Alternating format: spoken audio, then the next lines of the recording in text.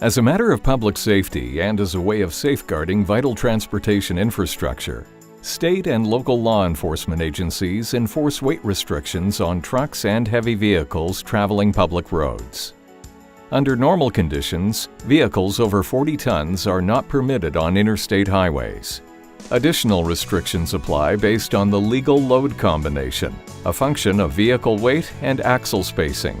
For example, 25 tons is the weight limit for a typical 3-axle truck on an interstate highway, while a typical semi-trailer's limit is 36 tons, and a 4-axle dump truck's is 27 tons. State and local laws may address the legal load combinations allowed on state and county roads by farm vehicles and other types of commercial trucks. When the drivers of trucks operating within the legal weight limits cross a bridge, they are relying on the bridge owner, whether a federal agency, the State Department of Transportation, counties, or municipalities, to keep the bridge safe and available for their use. All of these bridge owners have critical tasks in common. They need to inspect the bridge for deterioration or damage, determine if changes in condition have reduced the bridge's structural capacity to safely carry legally permissible loads measured by its load rating, and notify the public of any weight restrictions. The responsibility for restricting loads on local bridges may fall on state or local agencies, depending on agreements between each state and local governments it serves. Here, we will review how load ratings are determined and the best practices for posting truck weight restrictions. Before a bridge or culvert is constructed, an engineer designs its structural elements to have capacity to meet anticipated use. After construction, and as part of every bridge owner's responsibility according to the National Bridge Inspection Standards, a bridge is inspected once every 2 years. The inspection report documents any deterioration or damage that might reduce capacity and may recommend an updated load rating analysis. By considering various loading patterns and associated uncertainties, a rating analysis is developed to determine the truckloads that the bridge can carry safely on a regular basis, called the inventory level, and the maximum permissible loads on the bridge, called the operating level. Both ratings can be expressed in terms of gross vehicle weight and as a ratio of gross vehicle to legal weight, or rating factor. For example, for semi-use, a county bridge may have an inventory level rating of 38 tons and an operating rating of 64 tons. As the legal weight for a semi is 36 tons, the rating factors are 1.06 and 1.78 respectively. When the operating level rating factor is less than 1 for a given legal load combination, it no longer has the capacity to carry that full legal load. As this puts the safety of drivers at risk, the bridge owner must restrict truck weights, often through a load posting, until such time that structural capacity of the bridge is restored or the bridge is no longer able to carry traffic.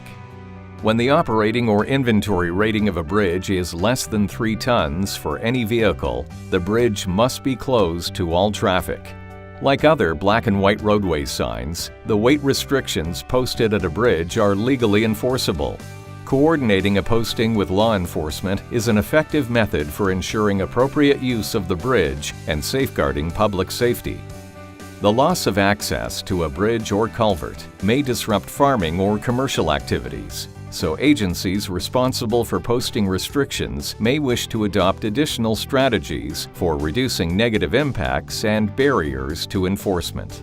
For example, agencies can identify and share alternate routes available to heavy vehicles. Use an advanced posting so commercial vehicles can take an alternate route without backtracking.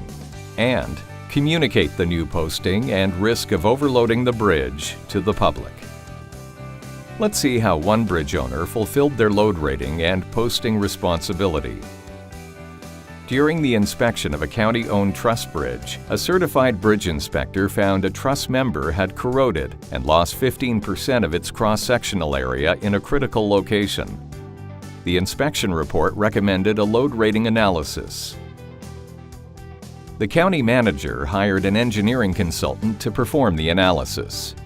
During the initial meeting, He explained that the bridge was used by farm tractors with loaded grain carts during harvest time and that their gross weight often exceeded 40 tons, which is allowed by the county.